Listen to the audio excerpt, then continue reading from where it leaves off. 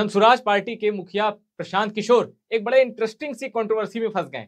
Interesting से इसलिए कि एक इंटरव्यू में उन्होंने जो दावा किया है उसको काउंटर किया है एक बहुत बड़े बिजनेसमैन ने, जो इन्फोसिस के सीएफओ भी रह चुके हैं, जिनका नाम है मोहनदास पाई। सोशल मीडिया पे बड़े एक्टिव रहते हैं और खुलकर अपने विचार रखते हैं।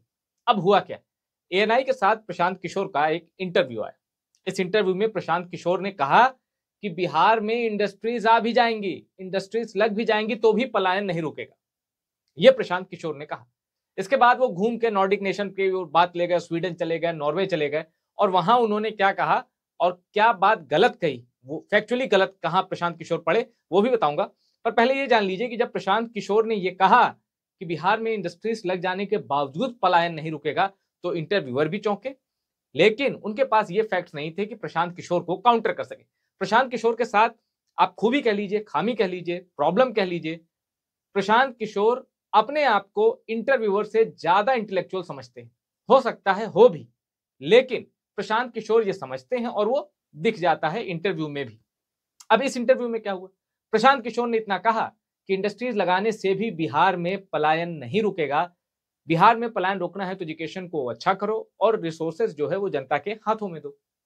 इसके बाद मोहनदास पाई ने प्रशांत किशोर को टैग करते हुए, मतलब उनका जिक्र करते हुए सोशल मीडिया पर लिखा, why is Prashant Kishor comparing Bihar with 130 million people with small countries like Singapore, New Zealand? Big mistake. Bihar needs the China model with huge labor intensive industries, good infra, housing, education, tourism, agri export, etc. What he is saying doesn't work. How will purchasing power come without huge investments? Production of goods, what service industry will they do? Mohandas भाई ने कहा कि आप 13 करोड़ की आबादी वाले बिहार की तुलना सिंगापुर और न्यूजीलैंड से क्यों कर रहे हैं? भाई न्यूजीलैंड की आबादी वैसे भी नोएडा के बराबर है, तो कहां 13 करोड़ का बिहार, कहां न्यूजीलैंड, और कोई तुलना हो नहीं सकती। जो आप बिहार मॉडल बता रहे हैं सिंगापुर और न्यूजीलैंड का, ये वर्क नहीं करेगा। आबादी का इतना जो विषम अनुपात है, और जब आबादी इतनी ज्यादा, उधर आबादी इतनी कम, तो कैसे संसाधनों का बंटवारा होगा, क्या एजुकेशन सिस्टम, क्या रिफॉर्म, और जिस तरह के इन्वेस्टमेंट की बात की है उसको लेकर मोहनदास पाई ने जवाब दिया। और मोहनदास पाई ने यह भी कहा, सिर्फ मोहनदास पाई ने काउंटर नहीं किया, उन्होंने सॉल्यूशन भी बताया। मोहनदास पाई ने कहा कि हमें न्यूजीलैंड और सिंगापुर की तरह नहीं बिहार में कोई मॉडल चल पाएगा।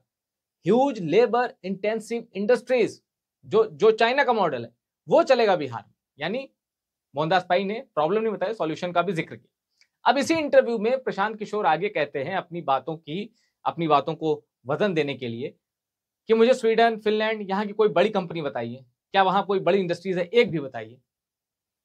अब इंटरव्यूअर चुप हो जाते हैं बेचारे, उन्हें पता ही नहीं था तो बोले क्या। तो मैं प्रशांत किशोर से एक सवाल पूछना चाहता हूं कि जो वोल्वो ग्रुप है, बस ट्रक में एकदम लग्जरी जो बसें, ट्रक और गाड़ियां बनाता है, वोल्वो ग्रुप स्वीडन का है। वो Ericsson, one of the biggest companies in telecommunication, वो स्वीडन में है, वो स्वीडन की है। तो अब फिनलैंड में फोर्टम है, इलेक्ट्रिसिटी के फील्ड में, बिजली बेचने और खरीदने के फील्ड में फोर्टम नॉर्डिक कंट्रीज में जानी जाती है, बड़ी हैवी इंडस्ट्री है, इंडस्ट्रीज है वहां, ऐसा नहीं कि वहां नहीं। आप कहने को एक बता दो, मैंने बता दिया आपको, और बहुत छोटे से अध्ययन करके मैंने आपको बताया है ये। तो इस तरह की बातें बिहार पे अप्लाई होती नहीं, मैटर वो करता है। खैर ज्ञान ऊपर नीचे हो सकता है, मिसालें कहीं विदेश से उठा के बिहार पे अप्लाई की जा सकती, बिल्कुल की जा सकती हैं, लेकिन इंटरव्यूअर को भ्रमित नहीं किया जा सकता। एक गलती पकड़ ली मोहनदास पाई ने, और मैं कुछ मैंने करेक्शन कर दिया।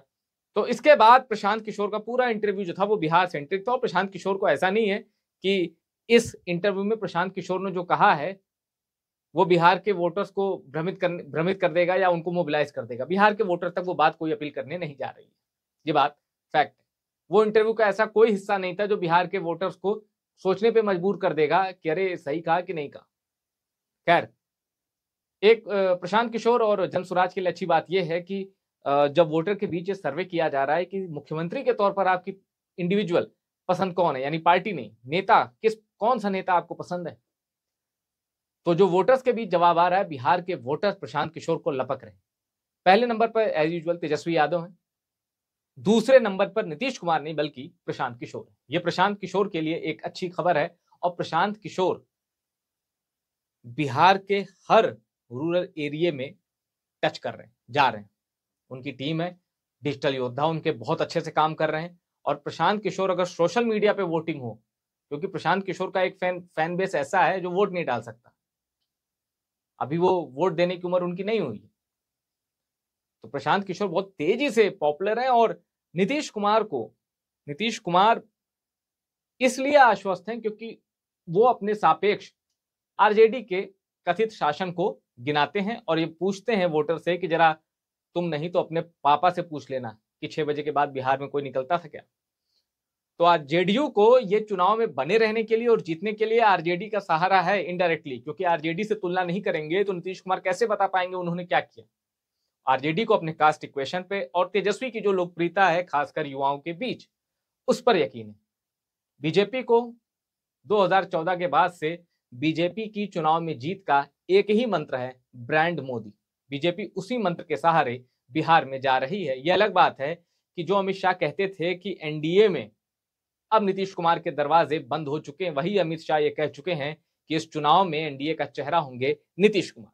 कुल मिला के बड़ा दिलचस्प ये चुनाव होने जा रहा है और प्रशांत किशोर को इन हैवी वेट्स के बीच भूलिएगा नहीं, क्योंकि अगर वो सीटें पाएंगे नहीं तो कईयों का खेल बिगाड़ेंगे जरूर। प्रशांत किशोर पर इस पूरे बिहार चुनाव में सिर्फ बिहार वालों की नजर नहीं है, दिल्ली से भी नजर रखी जा रही है कि क्या करते हैं प्रशांत किशोर, जिन्होंने सरकारें बनाई। जब वो खुद सरकार बनाने के फॉर्मूले को ढूंढने में घुसे तो क्या हुआ उनका हाल। लेकिन प्रशांत किशोर पहला विधानसभा चुनाव, उपचुनाव छोड़ दीजिए 4 सीटों पर, जो पहला विधानसभा चुनाव लड़ने जा रहे हैं, एक बस तो बन चुका है प्रशांत किशोर का। आपको क्या लगता है बिहार चुनाव में प्रशांत किशोर की पार्टी जनसुराज कितनी सीटें ले पाई? क्या वो किंग मेकर की भूमिका में रह पाएंगे या फिर डबल डिजिट हार्डली क्रॉस होंगे? आपको जो भी लगता है अपनी राय हमें कमेंट करके बताएं और टॉप सीक्रेट को सब्सक्राइब जरूर करिएगा।